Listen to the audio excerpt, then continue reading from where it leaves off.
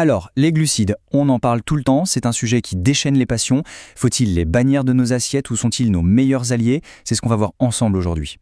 C'est vrai que c'est un peu le grand écart, non? D'un côté, on les diabolise, de l'autre, on nous dit qu'on ne peut pas s'en passer. Bref, c'est le flou total.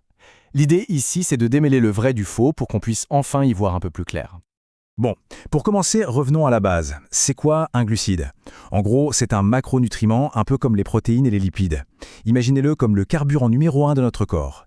Il est fait de sucre, mais attention, et c'est là que ça devient intéressant, tous les sucres ne sont pas du tout les mêmes.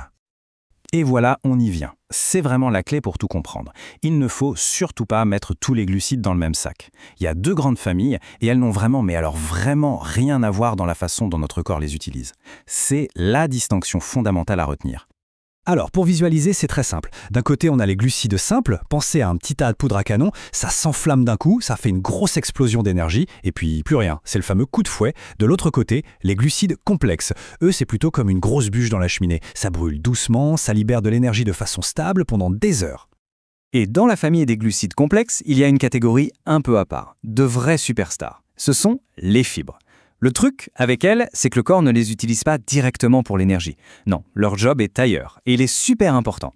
Elles nous aident à nous sentir rassasiés plus longtemps, elles sont géniales pour la digestion, et en plus, elles jouent un rôle protecteur sur le long terme. Vraiment, il ne faut pas les oublier. Bon, maintenant qu'on sait faire la différence entre les bons et les moins bons, on va dire, la question c'est pourquoi est-ce qu'on en a besoin au fond? Eh bien, loin d'être un ennemi à abattre, c'est un carburant absolument vital pour que la machine tourne bien tous les jours. En fait, leur rôle est triple. D'abord, et c'est primordial, ils nourrissent notre cerveau. Faut savoir que le cerveau est un énorme consommateur d'énergie et son plat préféré, ce sont les glucides. Ensuite, ils donnent de la patate à nos muscles, indispensables pour bouger, pour le sport, pour l'endurance.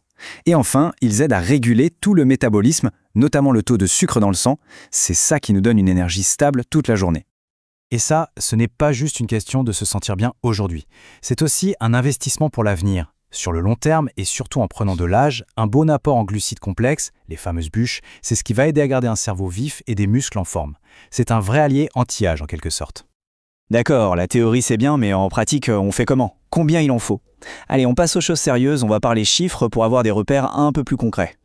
Et là, regardez bien ce chiffre. C'est assez parlant, non? Les recommandations officielles, c'est que près de la moitié de notre énergie de la journée viennent des glucides. Donc on est très loin de l'idée de les supprimer. Le tout, c'est de bien les gérer. On en a parlé tout à l'heure de nos fameuses fibres. Eh bien voilà, l'objectif à viser.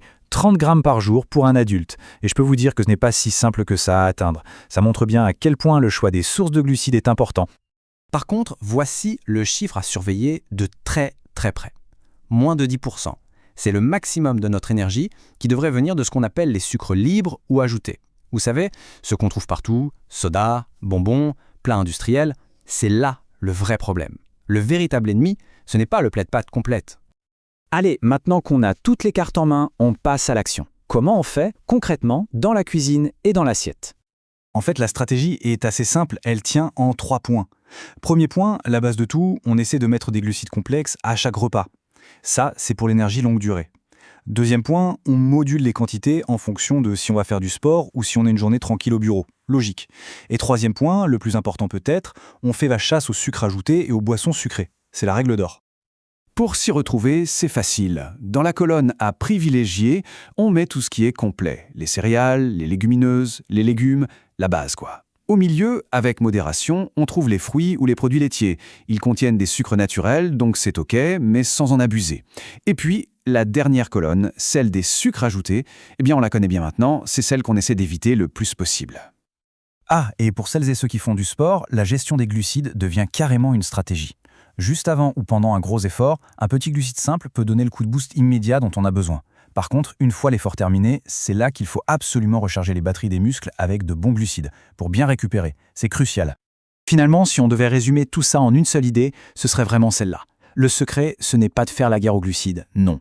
C'est de bien les choisir, privilégier les complexes et se méfier comme de la peste des sucres ajoutés. Tout est une question d'équilibre en fait. Et je voudrais qu'on se quitte avec cette question en tête. Finalement, est-ce que le plus important, c'est de peser et de compter chaque gramme de glucides, ou est-ce que ce ne serait pas plutôt de se demander d'où vient ce glucide? Est-ce une bûche ou de la poudre à canon? Peut-être que la vraie révolution, elle est là. Penser qualité avant de penser quantité.